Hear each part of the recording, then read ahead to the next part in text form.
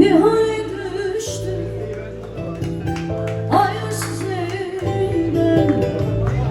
Ağlamak ben onun uğruna nereden geçtim. Kimseye sözüm yok, onu ben seçtim. Ben onun uğruna nelerden geçtim. Kimseye sözüm yok, onu ben seçtim. Yeminlerin yalan, o söyleyin yalan. Duysun anlarım, yar bayram etsin.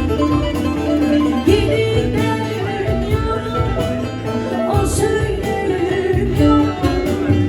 Duysun anlarım, yar bayram etsin.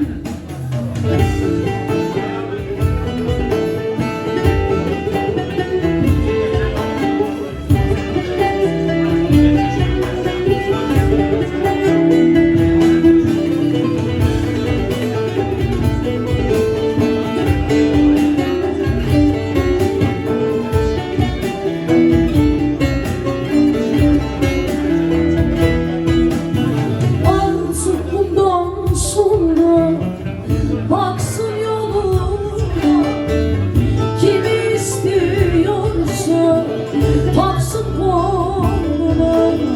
O zevki sefana sürsün hayat.